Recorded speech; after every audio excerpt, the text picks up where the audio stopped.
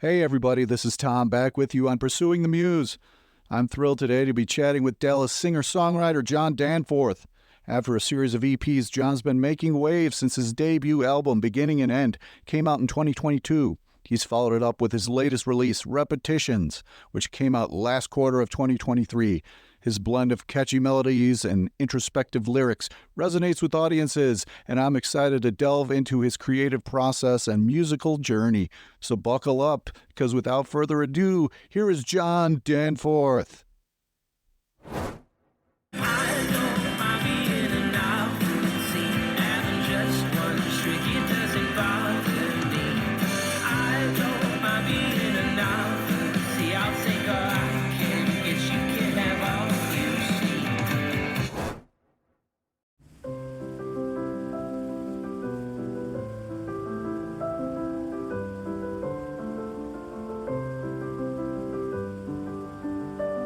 Nothing at all is what I need when you're lying beside me.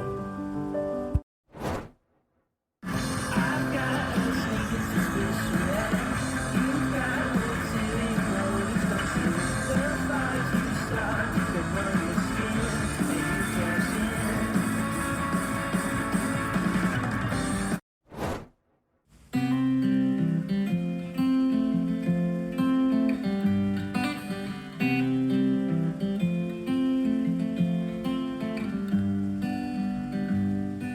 Heard your time with that other guy has come to a conclusion. If you need to blow off steam, baby, I am here to listen. All right, this is Tom with Pursuing the Muse, and I'm joined by Jon Danforth. You're in Dallas, right? That's right. I'm in Dallas. Okay, you were born and raised in Arkansas? Yeah, so I was born and raised like just outside of Little Rock, which is the capital city of Arkansas, for those who are not familiar. I grew up in Ferndale, actually, so kind of out in the woods, and lived in Arkansas for like 25 years before moving to Texas. So yeah. Excellent. One of my favorite things about Dallas is I'm in Chicago, is that it's the closest In-N-Out burger to me. Oh, is it? Oh, it is. wow. Okay. I didn't even know that. Yeah, I've actually got one like 2 minutes from my house. So yeah, I got to go get me an animal style every once in a while, You're living in luxury. I guess so. All right. So to get started, I thought I'd ask, how did you get started writing songs? Yeah. So I started playing guitar, I think when I was like 12 or 13 years old. And I started playing guitar after my mom had like tried to make me do the piano lessons thing, which I think most moms do, I suppose, maybe. But I come from a musical family. So my mom played piano and clarinet. She was very good at clarinet. And then my dad sang in the church choir. So music was always kind of around. And yeah, I started playing, like I said, when I was 12 or 13, and just immediately like started trying to write songs. For whatever reason, that's kind of what I was drawn to, was trying to write a song that was cool. I wasn't really drawn to like trying to like shred or like play guitar really awesome, or do the solo thing, or do the solos thing, I guess. It was more just about songwriting right from the get-go. So yeah, I got started then and wrote a whole bunch of really bad songs for years, right, as one does. And then hopefully... That's how you get to the good ones. Yeah, hopefully. So yeah, hopefully I've made some progress, and I'm hopefully writing a little bit better now. And who were your inspirations when you started out? What kind of songwriters were you like borrowing from? Yeah, so when I first started out as a kid, I grew up kind of in a very, I guess, more conservative Christian home. And so like a lot of folks in the Bible Belt, or a lot of kids that I knew in the Bible Belt, we weren't really supposed to listen to secular music. So we were in theory limited to like Christian music. And so I listened to a lot of Jars of Clay right out of the gate. I enjoyed them. But, you know, as kids like us did, we would steal radio time when the parents were at home. And so we would listen to a lot of 90s rock. So I guess at the time, as far as influences, I mean, I was listening to a lot of George Clay when I was a kid, like I said, but yeah, a lot of 90s rock. We listened to a lot of like Nirvana and Foo Fighters and, Third Eye Blind. We listened to a lot of Third Eye Blind because I was on the radio. Red Hot Chili Peppers, all those bands. Blink 182. Listened to a lot of Jimmy Eat World. So I would say initially, that's probably who I was kind of influenced by. Those folks, kind of starting off the bat, just the stuff that I grew up with, right? And then as I got older and started to go back a bit further in terms of who I was listening to, Johnny Cash became a big influence for me, still is. John Prine, Bob Dylan, all those guys. Father John Misty is somebody who I really like. I've been listening to him for a little while and really love what he's doing. Sturgill Simpson, that's another person that I kind of fell in love with like 5 or 6 years ago, or whenever Meta Modern Sounds came out. Loved that record. So yeah, that's kind of how my influences have kind of shifted over the years. Now, I will add that part of my anticipation and excitement of talking to you is in the fact that in addition to being a fantastic songwriter, you're also like really funny on Twitter.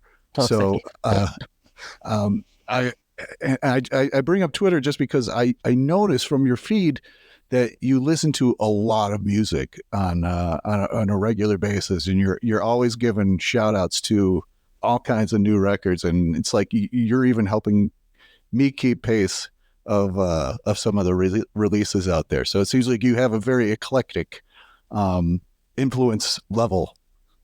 Yeah, well, thank you for saying that. Twitter can be fun, I suppose, sometimes, right? But yeah, it used to be fun, and now, yeah, it's been a long and winding journey with Twitter, or X, or whatever we call it.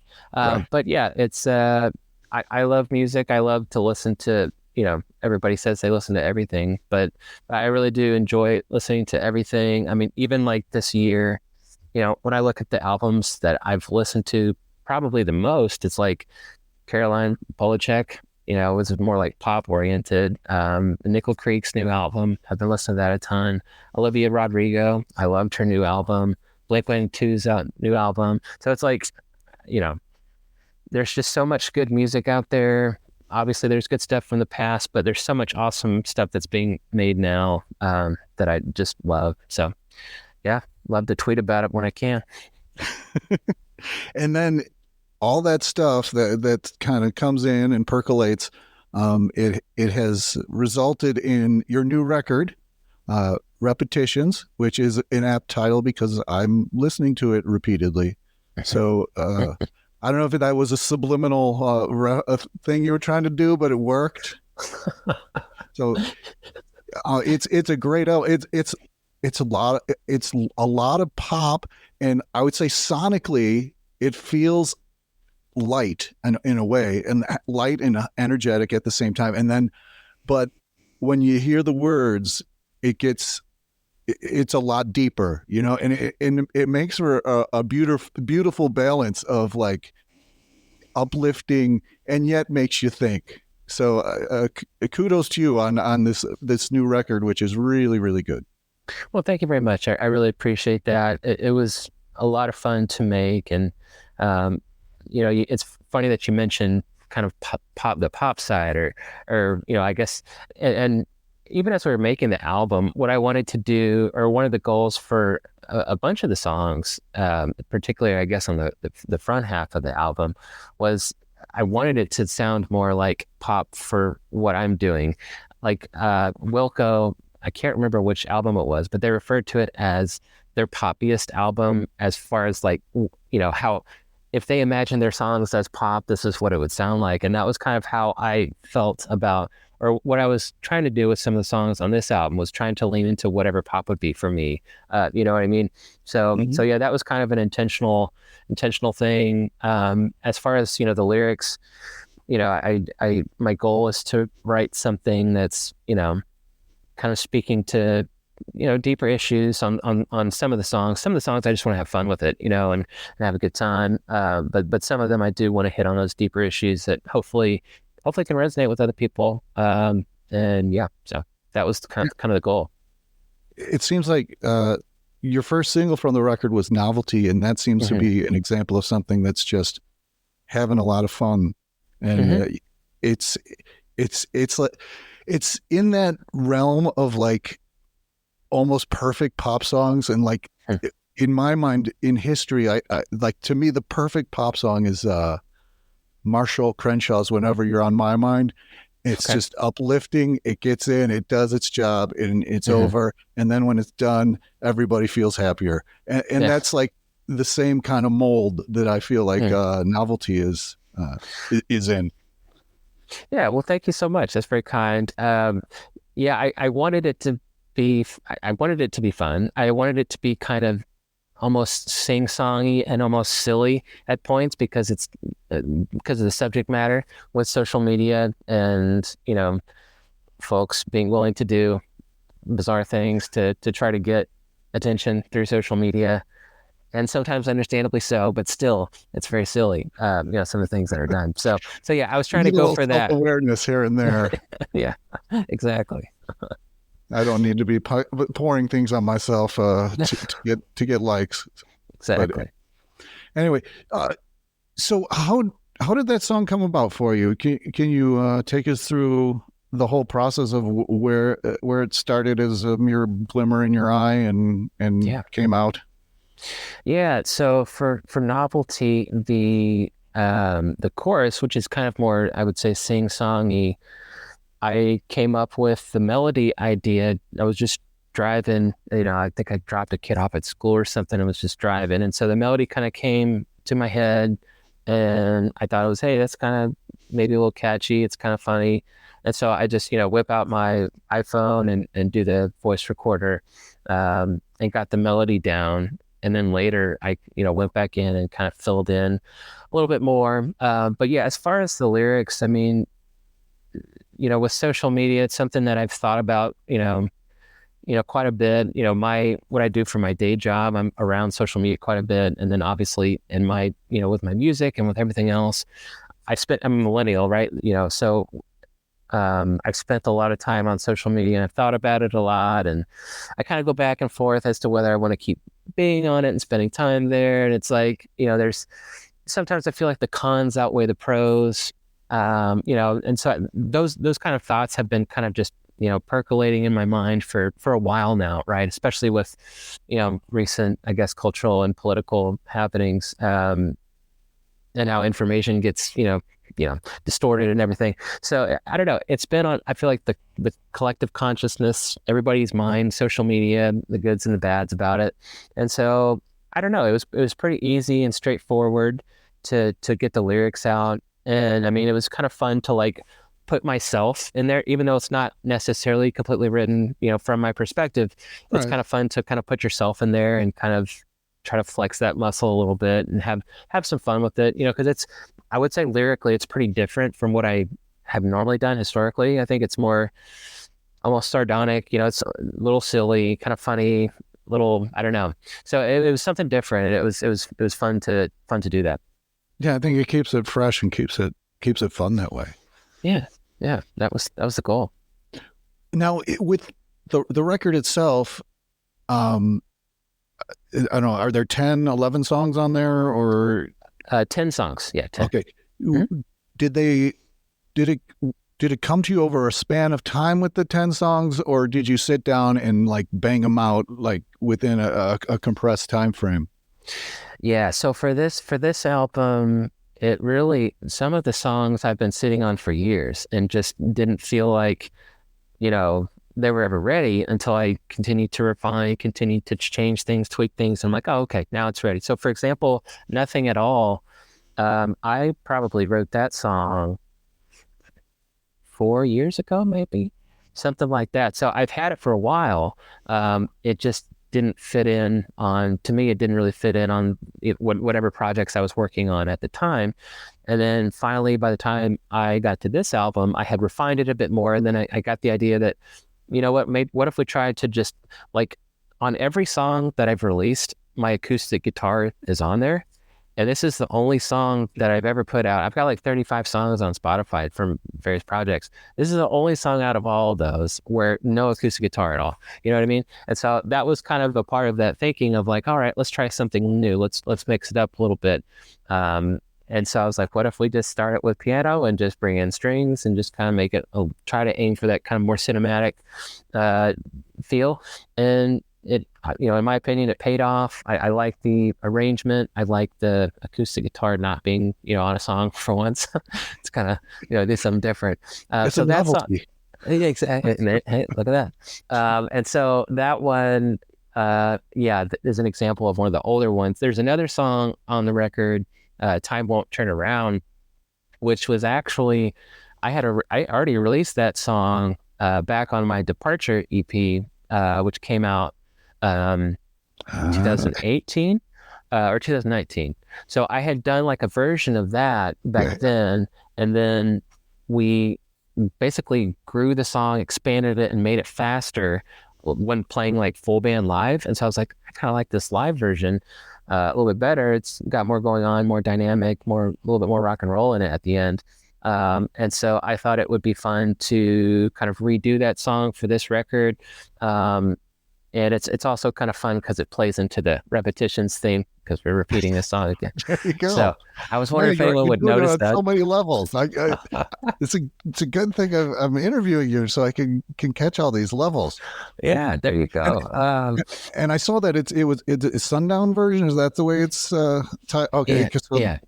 I was curious about that. I mean, like, and I apologies for not catching that the first version was out there, but no worries. Yeah, no. So yeah, it's Time Won't Turn Around sundown version, and it's named that because the first time we played the new version of it, that was a little more rock and roll. It was at a venue called Sundown at Granada in Dallas, and so nice. Thus the sundown part. That's going to be a trivia question one day. There you go. Yeah. I'll be ready. Yeah. And then a couple of the songs were like older songs, right? Years old. And then like, you know, other ones, Bad Faith, I like just wrote that one like pretty soon before we started recording. It all came together pretty quickly. And again, that was another fun kind of, I guess, new direction for me or new flavor, a little bit more rock than what I've done in the past, you know, a fun solo in there. And so that one was fun and, you know, very new. And then the last song, I Don't Want to Forget, that was also one that was very recently written as well. So yeah, it wasn't like a situation where you just sit down and like, you know, bang the whole 10 songs out. It's like kind of a journey for this one. Mm-hmm. Yeah. And I can see how... What's nice about it, you know, you say it's nothing at all has been around a while, is that it's a really nice contrast to a lot of what's been going on the first half. And, you know, honestly, I have a different favorite song on the record, depending on when you ask me. And I think when I was writing to you earlier, Nothing at All was my favorite at that time. And it's still high up the list. And, is that you on piano there, or is that somebody else? No, that's somebody else. Yeah. Okay. Yeah, it's another musician. Is guitar your only instrument, or you do any others? Just guitar. Yeah. Okay. No bass, as a frustrated guitarist. I should do bass, that because then I could, like, you know, jump in with other bands sometimes more easily, I feel like. But yeah, acoustic guitar is my thing. I've got an electric guitar, but to be honest with you, I haven't like played it in years, to be honest. It's just always acoustic for me so far. It's working. So yeah, if it ain't broke, don't fix it. Thank you. Yeah. I have fun with it. So yeah. And then another song that's a highlight on the record, Can't Stay Here. And that was also a single that came out before the album itself. Mm-hmm. Did you write that with the strings in mind, or was that something that evolved in the studio? Yeah, I always wanted a cello on it from the get-go. Yeah, I always kind of envisioned that. And I had the same player. He played on the song Begin Again, which is on my other album. And I really liked his work there. And so to me, that song, I thought it'd be fun to have a cello on it, and I like how it turned out. Mm-hmm. Yeah, it's great. It lifts it and it takes it. Did you have a melody in mind for him to play, or did you just kind of give him a starting point and say go? Yeah, so for like the verses, I was just gonna let him do his thing and figure something out and just tell him where to come in. For the kind of the cello solo part, I did have a part and I like sang it into the recording for him to like play it back, and he did something different, and I liked when he did better. So Right. I'll take it, Yeah, beautiful accident. Yes, exactly. But yeah, he's a great player, and yeah, did a great job on the song, in my opinion. Now, when you're writing songs, do you have a process in general that songs come to you, or is it all across the board? Yeah, so I mean, I would say the vast majority of my songs that I write come about initially from me just, picking around on my guitar and just playing whatever comes to mind and just kind of like stumbling on things. So I think the vast majority, I'll come up with like a guitar, either a progression or like a riff type deal.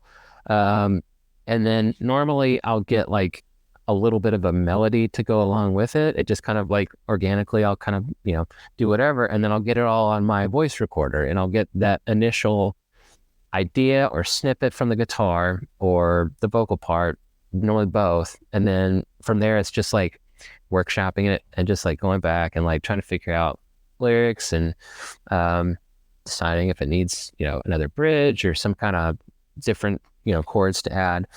So that has been my process, for a lot of the songs.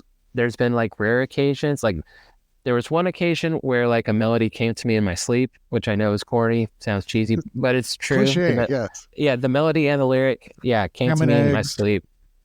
Yeah. And so I woke up and like, quickly, did that. There's been other songs where like I'll come up with the melody in my head while I'm driving. And like I told you, for novelty, As Long As This Can Last is another example of that.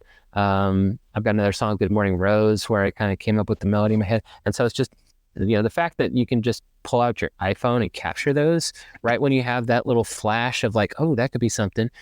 It's like a game changer. I mean, it's so, Right. It's so nice because I would forget all these things, if I had to wait till I got home to like do something with it, right? Yeah.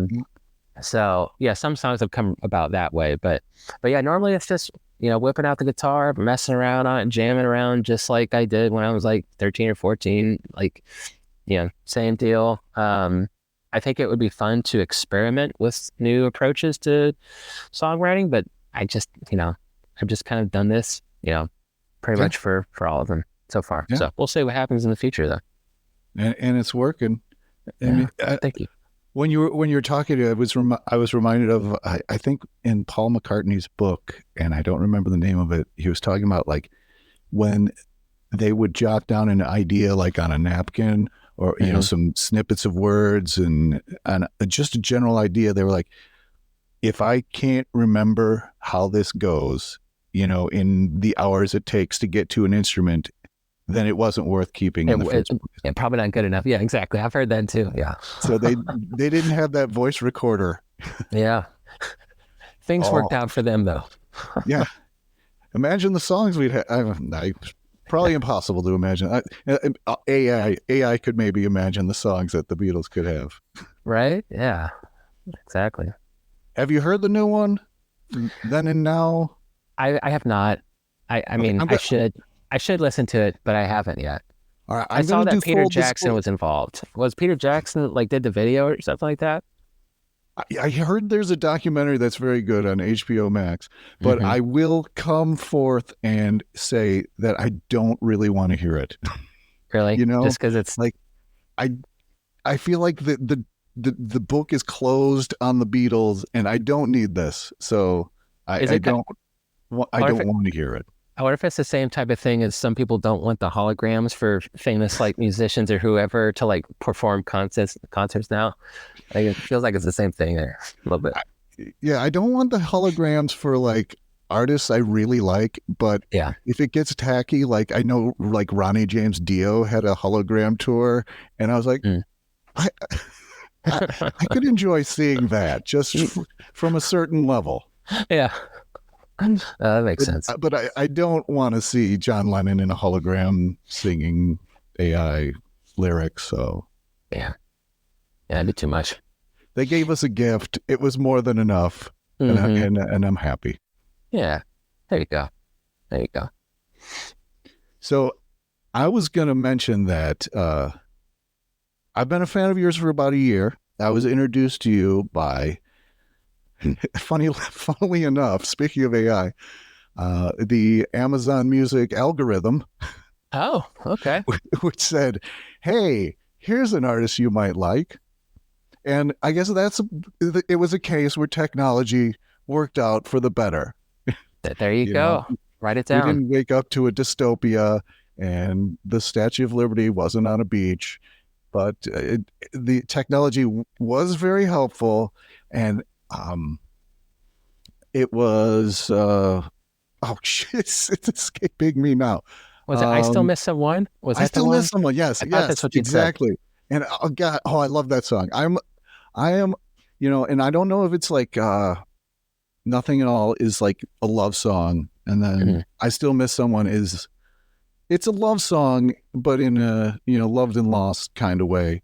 I have a soft spot for a good loved and lost song, and that one, it's just a great one. So Yeah. thank you for that. No, well, thanks for saying that. Yeah. I mean, it's, a Johnny Cash song cover. So it was fun and obviously a big challenge, anytime you take a song like that, I feel like you're opening yourself up to risk for a lot of people to hate you for trying to take on, a classic. But I don't know. I was happy with how it turned out. And yeah. But if you're not going to make it your own, it's like, why bother, Yeah. Because we've got the original. Yeah. So exactly. You pulled it off. Because like Hendrix doing Bob Dylan works for me, but I think Van Halen doing the Kinks works for me. But most of the time, a cover that sounds exactly like the original, I don't see the point. Yeah. What is the point? Yeah. I don't get it. All right. So you are you going to tour for this record? So I probably not like an official tour, but I'll play like to wrap up the year. I've got a few shows around Dallas, Fort Worth area that I'll be playing, and then hoping to play a good number of shows next year. That's the plan. That's the goal. So play a lot of shows in kind of Texas and Arkansas. Go back to the motherland, play some shows there, hopefully. Sure. So yeah, just kind of some regional stuff. So, but excited to get back out there. For a lot of the shows that I've been doing in the DFW area, I've got a buddy who plays piano. So we go out and do the duo thing, and it's a lot of fun. It's a fun format, and we have a good time. Mm-hmm. Would you say that Texas has an influence on you that is different from Arkansas? Yeah, that's an interesting question. I would say that I didn't really listen to much country music before moving to Texas. Now, I don't know if that's a function of moving to Texas or a function of age or what, but I have listened to it's a age lot for more me, country. so. Yeah. So, because when I was a kid, like I was always one of those people who said I love everything but country. But then moving to Texas, it's like I just discovered artist after artist that were just awesome. The songs really spoke to me. So now I love like the outlaw, the classic stuff. Love that. And, whenever I'm playing kind of those longer gigs, I'll throw in Willie Nelson, Merle Haggard, Waylon Jennings, plenty of Johnny Cash songs. So yeah, I would say it's probably influenced me, a little bit maybe towards the countryside on some songs, maybe. Put a little twang in you. Yeah. I mean, and that's another thing that's funny is that when I talk, I feel like I don't have much of a twang, but then sometimes when I sing, it'll just like randomly poke its head out at different points to give me this random twang sometimes. So I don't know. You're putting it's not on like intentional. It just happens, it's a persona you're stepping into. I guess so. I guess so. Yeah. Yeah. You mentioned Merle Haggard, and I am eternally grateful because I was firmly in my I don't listen to country music phase, and I dated someone who wanted to see Confederate Railroad, who was opening for Merle Haggard. So because of who I was dating, I accidentally saw Merle Haggard and was blown away. And that may have been the moment that opened me up to accepting country music. That's awesome. That's a good story. The Walworth County Fair in the middle of a racetrack. Wow. There you go. That's amazing. Standing in the horse poop almost. Yeah. It's funny. The first time I've seen Willie Nelson play twice. And the first time it was because I was going to see the Dave Matthews Band play in Memphis, and Willie Nelson was opening for the Dave Matthews Band. Which that doesn't seem right. Which is one of those funny things, but it's like, it is what it is. I mean, Dave Matthews Band, I feel like regularly top like the most grossing tour sales or whatever. Like, so, I mean, I don't know. It's interesting, but yeah, I mean, Willie Nelson was great. I confess I felt bad for him because when Dave Matthews Band went on, it was like the full production and the energy was just like it's just a different thing. Right. And so, so I feel like his sound maybe got a little dwarfed. I hate to say that, but he's great though. I saw him play at his like July 4th like picnic that he does out near Billy Bob's. We went to that, and that was such a fun show. So we saw Willie Nelson play, and then we saw Chris Christopherson play. Oh, and like when Christopherson got out there, I mean, it was just like, I don't know. He just looked like the Moses of classic country. I don't know it was just like a legend. A lot of songs. It's just like he was just a legend up there playing, and he was fantastic. It was a great show. So yeah, that was fun. I feel lucky to have gotten to see those two play. Mm-hmm. How do you say? I mean, how would to get weirdly like meta on music itself? What do you say is? What do you think music brings to culture itself? I mean, we're talking about big venues and shows that are pulled off in different ways. What role at a high level does music play in culture? Yeah. So I think it does a lot of important things. And I would say to get to the culture piece, like, I guess firstly, when I think about songs and music and what it does for me, it's like it can turn your day around. It can bring you joy, which it can, maybe you had a terrible morning, terrible traffic, and then your favorite song or some song that you've never heard before that just really moves you comes on the radio or whatever, and it can change your whole outlook for a day, which is no small thing in my view. And then so there's that. There's also the piece of hearing, it's like the thing when you're reading a book or you hear a song and it's like they say something that you didn't really necessarily know was something other people experience, and you're like, oh, you feel that too, or oh, you've been through that too. And so it makes you feel less alone. It makes you feel almost more human, more connected with what other people are going through. So I think those types of things play on more the individual level, but I think culture is a result of a bunch of individuals. So I think there's influence that way, from like a more meta, like zoomed out piece. I think that, obviously if you go to a big concert where,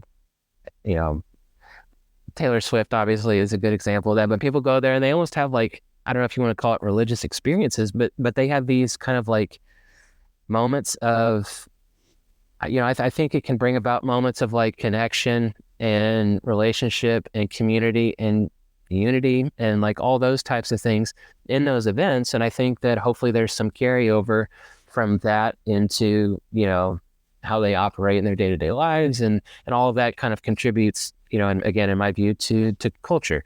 So those are like two, ideas. And then I guess a third one would be obviously speaking directly to your cultural moment through your songwriting.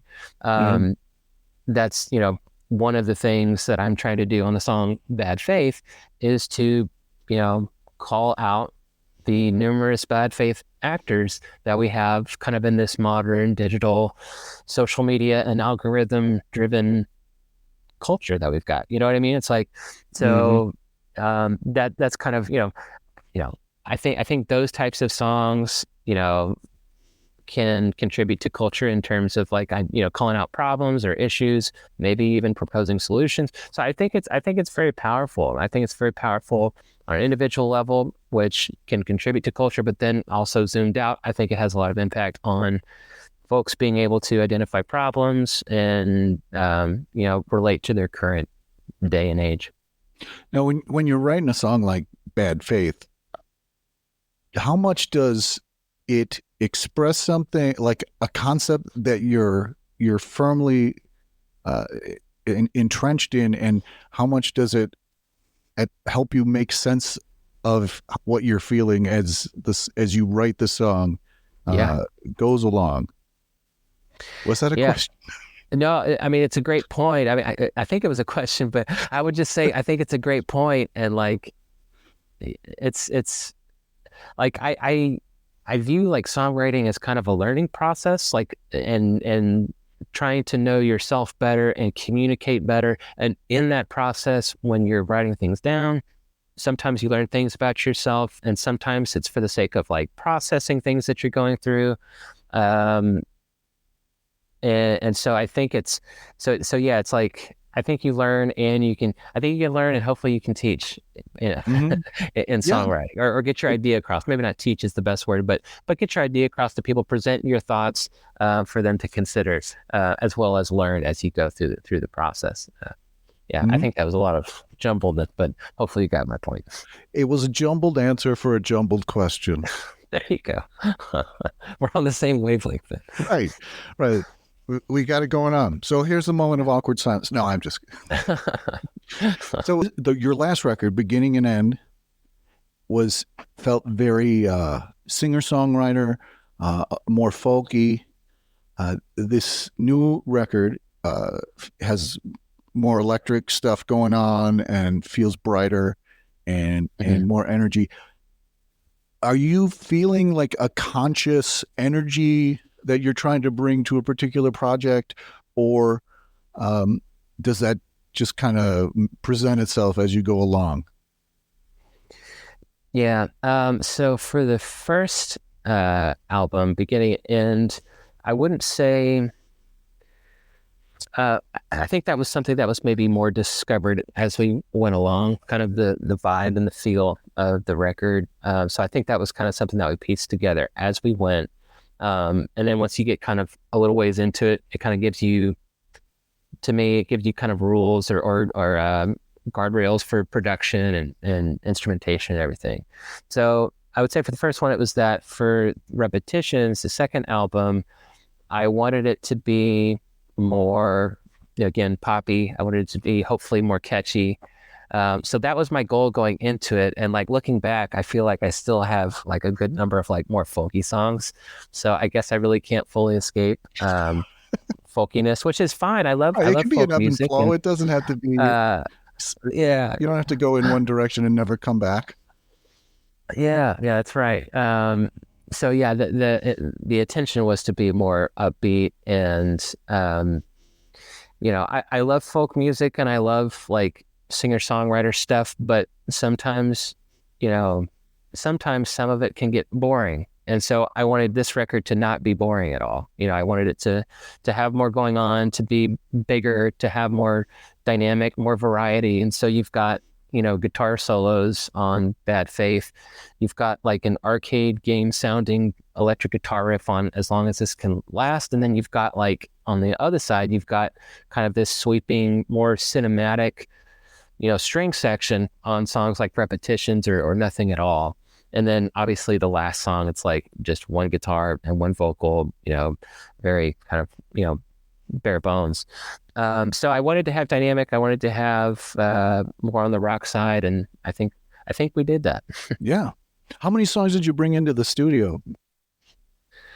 Yeah, so I always go into the studio with like the final batch. So I think for this record, I mean, there's kind of for this particular album, I had a little bit of struggle because I was trying to make another album, basically. Like I had a different theme and vibe that I wanted, and I kept writing these at the beginning stage. I kept writing, so my thought was I'll have two different albums, the more like folky, kind of with the other theme, and then like the Repetitions album, which would hopefully be more upbeat and poppy. So initially, I was trying to jam it all into one album, but then I just kept writing songs. So I probably wrote like 15 or 20 total songs, and then it whittled it down to like 10 for the final album. Okay, but you knew which 10 you were gonna. Yeah, going into the studio, I knew which 10. Yeah. Okay. Mm-hmm. So do you have something in mind for a next record then?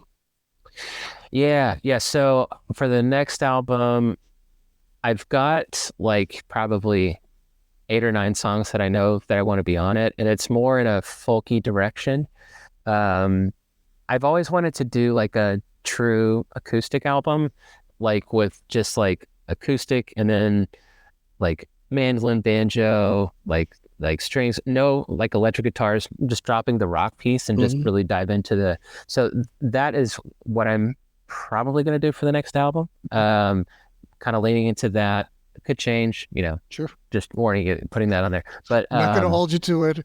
Don't hold me to, yeah. So, but the next thing is kind of leaning more into folky direction, and hopefully I can, pull it off. So, have you heard Gabe Lee's record that came out in July, where it's all like acoustic and mandolin and stripped down? It's nice. It sounds a little bit like what you're talking about.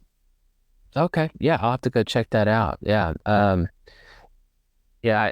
heard some of his old stuff. I like him, so I'll have to check out his new album. But yeah, I've been listening to like so much Nickel Creek, and so that's probably gotten into me. I'm like, I like the mandolin. Oh yeah, just a question because it rang that bell. It made me think of that. So, yeah. Well, cool. Yeah. So you got some shows around Texas coming up. You're gonna do you have a sense of when you're gonna start working on the next record? Is it a feel thing or is it more strategic? Yeah. So right now, my plan, again, subject to change, but my plan is to use 2024 to just play shows, play out, and then try to focus on refining the songs that I've got and then writing new songs. So one of my favorite things to do when it comes to like making albums and kind of what I'm doing for music is to get like what I think is going to be the final 10 songs for an album and then try to write songs that are better to like replace them. It's like this fun little... You throw down the gauntlet on yourself. It's a fun little challenge. It's fun. It's fun. I don't know why it's fun, but yeah, so I'm planning on playing shows and then songwriting in 2024. And then hopefully putting out the next record, probably 2025 is kind of my loose plan, but who knows, maybe I'll get halfway through the year and I'm like, I want to go back to the studio and make music now, because I tend to feel very impatient. Like once I've got a song, I think a lot of songwriters, and I know you're a musician as well. So I think a lot of musicians, if they've got something that they think is good, they like feel this compulsion or they have to get it down and get it out to people. And so, yeah, I do feel that way sometimes. So we'll see. Do you road test the new material before taking it into the studio? See how it works live? Yeah, I mean, I show it to my family. I do that, and then normally, I mean, not all the songs, but maybe some of the songs I'll play in a live setting before going to a studio. But yeah, but it's not like Chris Rock where he like workshops everything and he takes notes while he's on stage. And no, it's not like that. So yeah. Plus, like whenever I play live, typically, like I've sometimes played full band, but normally it's like an acoustic setting. Is your voice recorder that you use to capture ideas, is it full of snippets? Yes. Yeah. So many snippets. How many snippets of ideas do you think you have on your voice recorder right now? I wonder if I can check. Can I check? Yeah. Oh, it doesn't really have like a Oh, final count or anything. ballpark guess.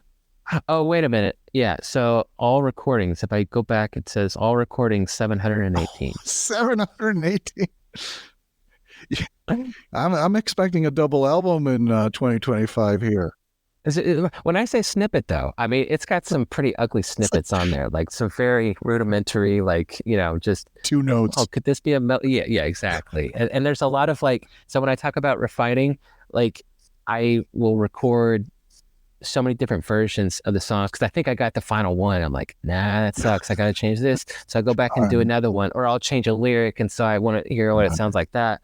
So a lot of repeats as well. So So it's not that repetition 718 distinct No, ideas. Okay. no, sir. All right.